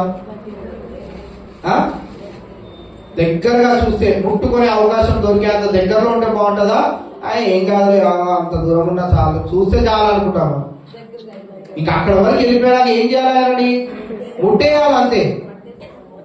ముట్టేయాలి అని అంటే ఎంత దూరంలో ఉండాలి మనము? ఆయన పక్కనే ఉండాలి. అబ్రహాము రొమ్మున ఆనుకున్న అనుభవము నీకు నాకు యేసుక్రీస్తు ప్రభువుతో కలిగి ఉండాలంటే ఈ దినాన మన పాఠ్యాంశంలో మనం జ్ఞాపకం చేసుకున్న 3 ప్రదేశాలు, 3 ఆ యొక్క పరిస్థితులను మరి ఒకసారి మనం జ్ఞాపకం చేసుకుంటే, ఐగుప్తు దేశంలో నుండి విడుదల పొందుకున్న ఇశ్రాయేలు జనాంగం ఏమి లేదు, వాళ్ళలో నమ్మకం లేదు. రెండవదిగా మరి దేవదూతల్లో ఏమీ లేదు, దేవుని యందు భయము భక్తి లేదు. వారు అహంకారంతో నింపబడిన వారు. సొదొమ గొమొర్రాలో ఏమీ లేదు, భయము లేదు. వారికి నచ్చిన విధంగా వారు జీవించేశారు. నాశనానికి ముగ్గురు నాశనానికి పాత్రులవనై ఉన్నారు అనే విషయాన్ని దేవుడు ఈ దినాన మరి యూదా పత్రిక ద్వారా మనకి జ్ఞాపకం చేస్తా ఉన్నాడు. ఒకవేళ దేవుడు ఎంచుకున్న ప్రజలే, దేవుని యొక్క రాజ్యంలో ఉన్న వారే పాపపు స్థితిలో ఉండి విడుదల పొందాలని ఆశ కలిగిన ఆ యొక్క ప్రాంతాల నిమిత్తమై దేవుడే ఇంత ప్రాధేయపడినప్పటికీ వారు దేవుడిని విసర్జించినట్లయితే అబద్ధ బోధకుల యొక్క పరిస్థితి ఏమి కాబోను? వారిని అనుసరించి నడిచే వారి పరిస్థితి ఏమవును? ఇది వాటి గురించి మనము చాలా జాగ్రత్తగా జ్ఞాపకం చేసుకుంటూ, మనం ఏ భక్తిలో ఉన్నాం, ఏ సత్య మార్గంలో ఉన్నాం, మనకి సత్యం అంటే ఏంటో తెలిసిందా, మన దేవుని యొక్క స్థితి ఏంటో, మన దేవుని యొక్క గుణ లక్షణాలు ఏంటో మనకి తెలుస్తున్నాయా? అవి మన ఇంట్లో బోధిస్తున్నామా లేదా? అందరూ సరైన ట్రాక్ లో సరైన బోధలో ఉంటున్నారా లేదా అనేది మనం అనుదినము జ్ఞాపకం చేసుకుంటూ మన ఇంట్లో వారితో పోరాడాలి, మన వీధిలో వారితో పోరాడాలి, అందరితో పోరాడవలసిన బాధ్యత మనకున్నది. ఎందుకు మళ్ళీ మొదటి వచనానికి వెళ్ళాలి. ఎప్పుడు ఈ సైకిల్ జరుగుతూనే ఉంటది. యూదా పత్రిక 25వ వచనం వచ్చే అంతవరకు దేవుని యందు ప్రేమింపబడి యేసుక్రీస్తు నందు భద్రము చేయబడి పిలువబడిన వారము గనుక మనకి దేవుడి బాధ్యతను పెట్టి ఉన్నాడు. మనము నాశనము కావద్దు, మనతో ఉన్నవారు నాశనము కావద్దు. దాని లెక్కనే దేవుడు అడగలేడు. నువ్వు ఎన్ని సంఘాలను నిర్మించావు, సంఘంలో ఎంతగా నువ్వు ఉపయోగపడ్డావు, ఏమేం చేశావు, లెక్కంతా నీ ప్రతి కార్యమును బట్టి ఒక నశించిపోతున్న ఆత్మ రక్షింపబడినట్లుగానే నీ నా క్రియలు ఉండాలి. అటు రీతిగా మనమందరము మనల్ని మనము పురికొల్పుకుంటూ ఈ పోరాడే ఈ యొక్క లోకంలో మనం జీవిస్తూ ఉండగా దేవుని యొక్క శక్తిని బలమును మనం పొందుకుంటూ, ఆయన మీకు భయము ఉండదు అని సెలవిచ్చినప్పుడు ఆ వాగ్దానాన్ని నెరవేర్చే దేవుడు కనుక, ఆయన తోడుగా ఉంటాను అని వాగ్దానం ఇచ్చినప్పుడు, ఆయన ఆశ్రయ దుర్గముగా ఉంటాను అని వాగ్దానం ఇచ్చినప్పుడు దాన్ని ఖచ్చితంగా నెరవేర్చే దేవుడు. కావున మనము ఇశ్రాయేలు జనాంగం వల్లే ఒకవేళ బద్ధకస్తులుగా ఉన్నామంటే మనల్ని కూడా దేవుడు ఏం చేస్తాడు? ఆయుష్కాలం ఇచ్చి మన జీవితాన్ని పొడిగింపజేస్తాడేమో కానీ దానివల్ల ఒక్క ఉపయోగం కూడా ఏముండదు. 100 సంవత్సరాలు బతుకుతాం కానీ ఏందా తెలుసుకుందా అంటే, దేవుని మందిరానికి వెళ్ళాను, దేవుని కృపలో భద్రపరచబడ్డాను, 100 సంవత్సరాలు బ్రతికాను. ఏంటి నీ వల్ల ప్రయోజనం? ఇందాక అన్నా కదా, అలా ఉండదు. ఇచ్చిన ఆయుష్ ఈ సంవత్సరం ఇచ్చాడు, నూతనమైన సంవత్సరం ఇచ్చాడు. ఈ సంవత్సరమున ఒక్క నశించిపోతున్న ఆత్మనైనా వెతికి నేను రక్షించాలి అంతే. ఇదే మన టార్గెట్, ఇదే మన పోరాటముగా మనం పెట్టుకొని ప్రార్థనలో ఎడతెగక ఉంది. ఎప్పుడు గుర్తొస్తే అప్పుడు. నేను అందుకే చెప్తా ఉంటాను కదా, మీరు మోకాలు వేసే కన్నీళ్ళు విడిచేటట్లుగానే ప్రార్థన చేయొద్దు. ఎప్పుడు ఎక్కడ ఎలాగున్నా కానీ వంట వండుతూ కూడా ప్రార్థన చేయవచ్చు, బట్టలు ఉతుకుతూ ప్రార్థన చేయవచ్చు.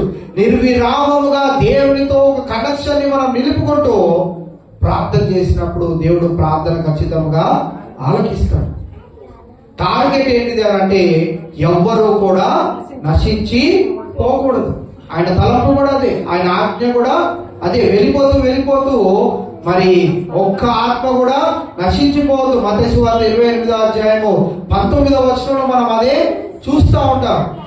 కావున ఎవరు నశించిపోవడం మనకి ఇష్టం లేనప్పుడు మరి నా బాధ్యత ఏంటిది అని అంటే ఆ పోరాటంలో మనము ఆయన సైనికులము. ఆయన ఎవరు? సైన్యములకు అధిపతి. అది ఆయన సైన్యములకు అధిపతిగా ఉన్నప్పుడు ఆయన ఒక్కడే పోరాడేస్తే అయిపోదు, కానీ ఆయనతో పాటు మనందరము పోరాడినప్పుడు సత్యంలో అనేకులను కట్టగలుగుతాం, సత్య బోధ వైపు అనేకులను ఆకర్షించగలుగుతాం. ఎవరు నాశనమునకు పాత్రులు కాకుండా, ఆ అగ్నిగుండంలో పడిపోకుండా ప్రతి ఒక్కరిని లేవనెత్తగలిగే ఆ యొక్క గొప్ప ధన్యత దేవుడు ఆయన ప్రేమించిన వారికి, భద్రము చేసిన వారికి, పిలువబడిన వారికే ఇచ్చాడు. ఈ పత్రిక అయ్యేలోపు నా ఆశ ఏంటిది అంటే రక్షింపబడని వారందరూ ఈ జాబితాలోకి వచ్చేస్తే బాగుంటుంది. ఎందుకంటే మనం ఇంకో సంవత్సరం చూద్దాం, ఇంకో సంవత్సరం చూద్దాం, టైం అయిపోతుంది అంటే వయసు అయిపోతుంది అంటే. వయసు అయిపోవడం వల్ల మనం పోరాడదాం అనుకున్నా కానీ ఇప్పుడు ముసలోళ్ళు పోరాడతారు అన్నా కానీ ఏమైనా ఉంటుందా? ఎవరైనా భయపడతారా? మేము ఆనూరు వెళ్ళినప్పుడు ఒక దైవజనుడు చాలా దూర ప్రాంతం నుంచి వచ్చాడు. లక్కవరం అనే ప్రాంతం నుంచి చాలా ప్రయాసతో వచ్చాడు. 82 సంవత్సరాలు ఆయన నిలబడి వాక్యం కూడా చెప్తున్నాడు. ఎదురు జనాల్లో ఏం స్పందన లేదు. ఈయన చెప్తున్నాడు, చెప్పడం ఇంకా కనెక్షన్ ఎలా ఉందంటే అక్కడ నుంచి ఇక్కడికి ఇంకో వర్షం గుర్తొస్తే ఈ వర్షం తీయడానికి అక్కడ నుంచి ఇక్కడ నుంచి అక్కడ నుంచి ఇక్కడ అలా తిప్పుతా ఉన్నాడు. వెనకాల నుంచి అధ్యక్షులు ఆయన వచ్చి ఇలా తట్టగానే ఇంతటితో నా మాటలను ముగిస్తున్నాడు. దేవుడు మిమ్మల్ని దీవించుగా. కానీ కూర్చున్నాడు. స్టేజ్ పైన ఉన్నాను నేను. ఆ మాటలు నాకు వినపడతా ఉన్నాయి, కానీ ఒక్క మాట కూడా గుర్తులేదు. స్టేజ్ పైనే ఉన్నాను, నాకు ఒక్క మాట కూడా గుర్తులేదు. వాస్తవం చెప్తాను. మళ్ళీ ఉదయం కూడా ఆయనకి మళ్ళీ అవకాశం ఇచ్చి ఉదయం మళ్ళీ నిలబడి ఉదయం మళ్ళీ ఎత్తుకున్నాడు. చెప్తూ పోతా ఉన్నాడు. అధ్యక్షులు వారు వేసి ఇంతలో నా మాటలు ముగిస్తున్నానా? కూర్చో. వయసు పెరిగే కొద్దీ ఎంత ఆసక్తి ఉన్నా, ఎంత మాట స్పష్టంగా ఉన్నా వినేవారిలో అంత ఆసక్తి. కావున ఎప్పుడు చేయాలి? ఎప్పుడు కాడినమయ్యాలి? ఎవరిని పోరాడడానికి దేవుడు వాడుకుంటాడు? బలవంతుల్ని ఆయన బలం ఉన్నప్పుడే ఆయన కొరకు పోరాడేవారిగా. అనేకులు నశించిపోతున్నారయ్యా, వారందరినీ నేను వెతికి రక్షణ లేని వారము ఈ సంవత్సరం నేను రక్షింపబడాలి. ఇంకా అనేకులను నశించిపోయే వారిని రక్షించాలి. యూదా యొక్క తాపత్రయం అంతా అదే. అబద్ధ బోధకులు ఎవరు ఏం చెప్పరు. కొన్ని సంఘాలు ఉన్నాయి మన హైదరాబాద్లోనే. ఆ సంఘాల్లో చిన్న పిల్లలు మొదలుకొని ముసలి వారి వరకు రక్షణ పొందుకున్నారు లేదో కూడా అడగరు. ఎంట్రన్స్ లోనే బల్ల, కప్పు, ఆ ముక్క 2 ఇచ్చి అందరికి పంపిస్తారు. మీ ఫ్యామిలీ ఎంత? 4 ఓకే, 4 అని ఇచ్చి పంపిస్తారు. బల్ల అని చెప్పగానే అందరు తీసుకోవాలి, రొట్టె తినాలి, ద్రాక్షరసం తాగి. మారు మనసు ఉందా? కొంతమంది జల్లుతారు. ఉందా ఏమన్నా? నిజంగా ముంచినా కానీ ఏం లేదు, ముంచడం వరకు ముంచుతున్నారు కానీ దాని తర్వాత జీవితం ఇంపార్టెంట్.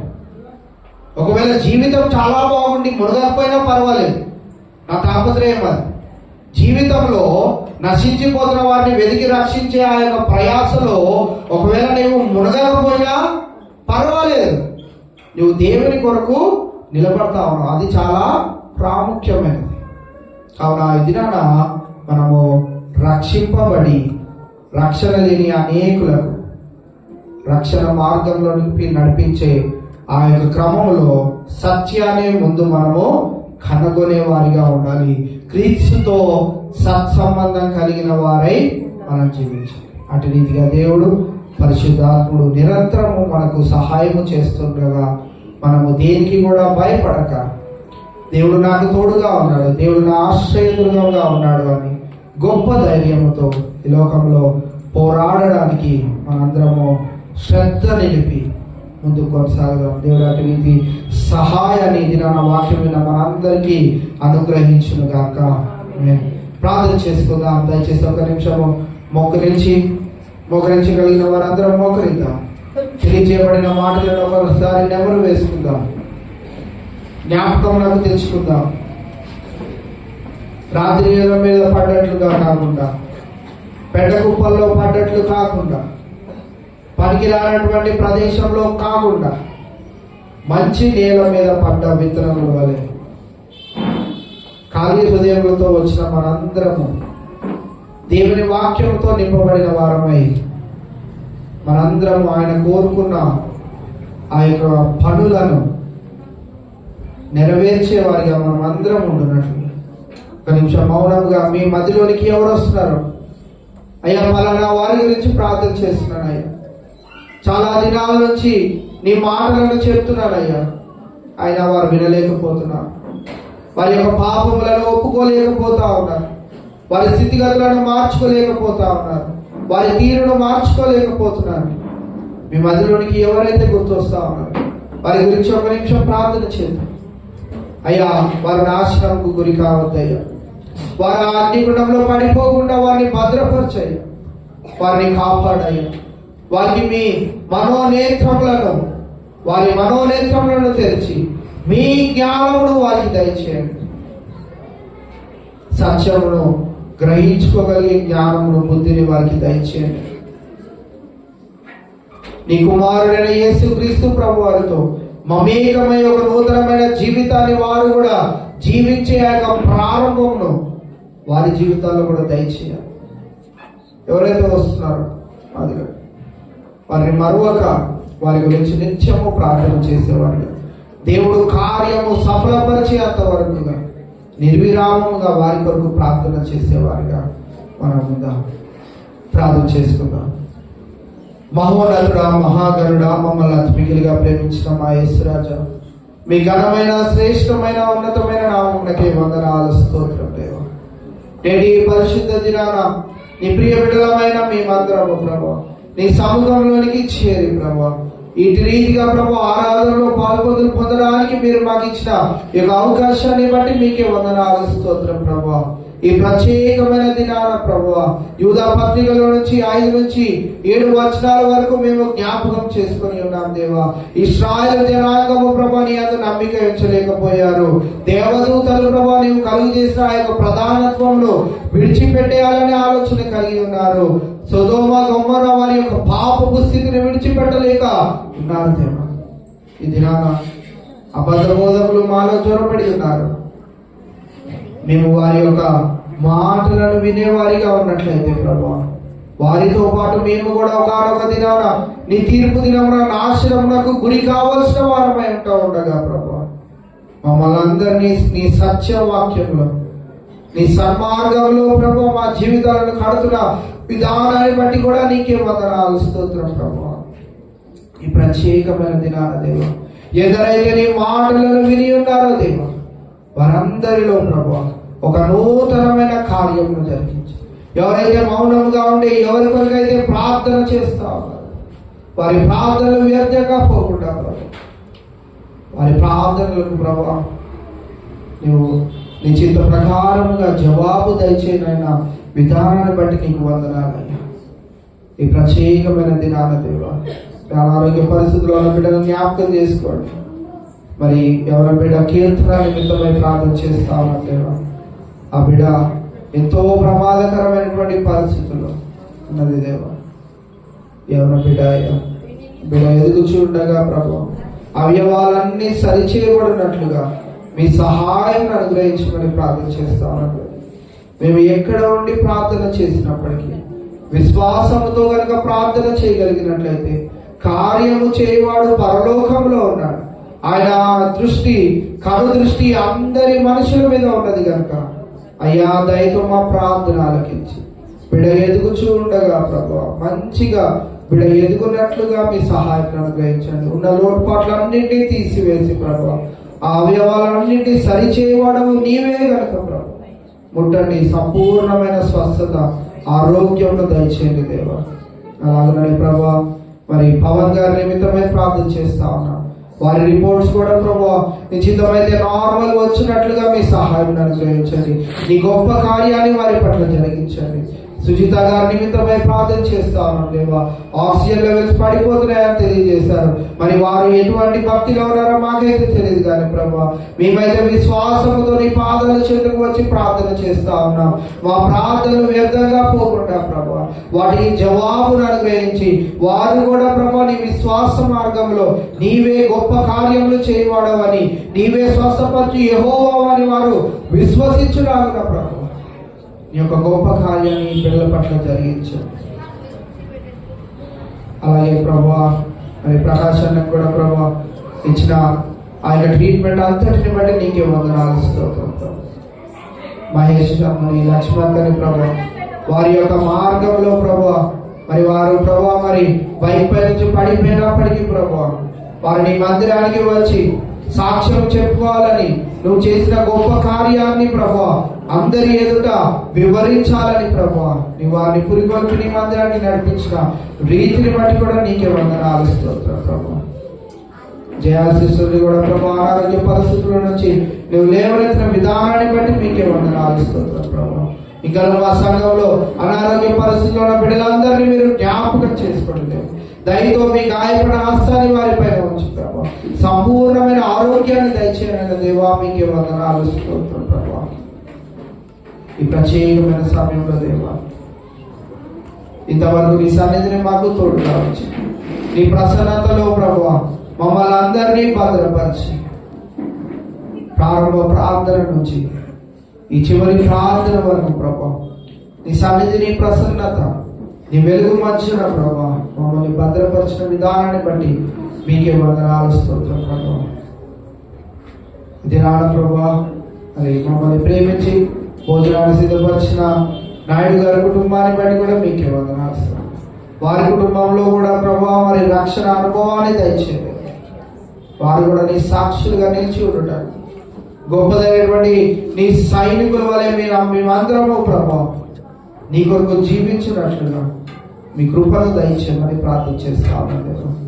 ఇటు రీతిగా మమ్మల్ని అందరినీ ప్రభా ఒక సంఘముగా ఒక కుటుంబముగా ప్రభా అనుదినము ప్రభా నీవు మమ్మల్ని ప్రభా ఉత్తేజింపచేస్తూ ప్రభా నీలో కట్టుబడి ప్రభా నీ సత్య మార్గం వైపు ప్రభా మేము ఆకర్షితులం అవుతూ ఉండగా ప్రభా సాధారణుడు ప్రభా మరి మాలో కొందరిని ప్రభా మరి వారి వైపు త్రిప్పుకోవాలని ఆశ కలిగి ఉంటుండగా ప్రభా వాని ప్రయత్నములన్నిటినీ ప్రభా నీ అగ్నితో కాల్చివేసి వాడి ప్రయోగాలన్నిటినీ ప్రభా నీ యొక్క అగ్నితో కాల్చివేసి ప్రభా నీ కాలి కింద త్రొక్కివేసి ప్రభా మా అందరినీ నీ యొక్క వాక్యం అనే ఈ యొక్క నీరుతో ప్రభా మా హృదయాలను నింపిన విధానాన్ని బట్టి నీకే వందనాలయ్యా.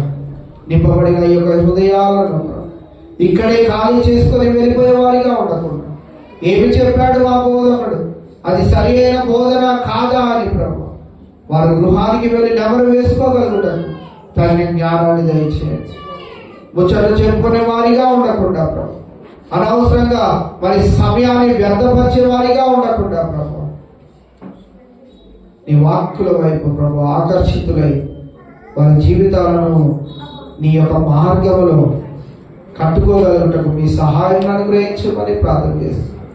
అటు రీతిగా ఆసక్తి కలిగిన ప్రతి ఒక్క బిడ్డను నీ దీవెనలతో నింపి తృప్తిపరిచి, ఎవరైతే ఈ దినాన మందిరానికి రాలేకపోయినారో వారు ఎక్కడ ఏ మందిరానికి వెళ్ళినా కానీ ప్రభు ఆ బోధల యందు నిలకడగా ఉండినట్లు మీ సహాయం అనుగ్రహించమని ప్రార్థన చేస్తూ, మా సంఘంలో నా బిడ్డలు వారు ప్రభా వారి యొక్క మరి ఊర్లు వెళ్ళి ప్రభా తిరిగి క్షేమకరంగా హైదరాబాద్ పట్టణానికి రాగలుగుటకు వారి ప్రయాణంలో కూడా మీరు తోడుకున్న విధానాన్ని బట్టి కూడా మీకే వందనాలు స్తుతులు స్తోత్రం తెలియజేసుకుంటూ, మరి ఒక పర్యాయము నీ సన్నిధి నీ ప్రసన్నత నీ వెలుగు మధ్యన మమ్మల్ని అందరినీ ఇంతవరకు కాచి కాపాడి భద్రపరిచిన విధానాన్ని బట్టి మీకే వందనాలు స్తుతులు స్తోత్రం తెలియజేసుకుంటూ, సమస్త ఘనత మహిమ నీకే ఆరోపిస్తూ ఈ ప్రార్థన ప్రభు యేసు నామములో అడిగి వేడుకుంటున్నాం మా తండ్రి. ఆమేన్. మన పరమ తండ్రి అయిన దేవుని యొక్క ప్రేమ, కుమారుడైన యేసుక్రీస్తు వారి యొక్క కృప, పరిశుద్ధాత్మని యొక్క నిత్య అన్యోన్య సహవాసము చేయున సకల పరిశుద్ధులకు మరి విశేషంగా చంటి బిడ్డల నుంచి వృద్ధుల వరకు అలాగే భోజనాలు సిద్ధపరిచిన నాయుడు గారి కుటుంబానికి సదాకాలము తోడేయండి నడిపించును గాక.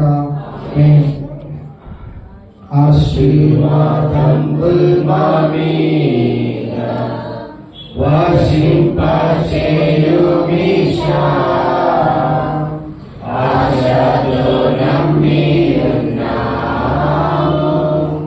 నీ సత్య వాగ్దానము ఈ మాని మీద కృమ్మరించుము దేవా, బ్రహ్మర ప్రేమ వర్షము కృమ్మరించుము దేవా.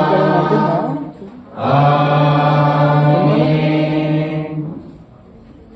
దేవుడు మిమ్మల్ని దీవించి ఆశీర్వదించుగాక. మరి ఒకసారి మీ అందరికీ హృదయపూర్వక వందనాలు తెలియజేస్తాను. Thank you.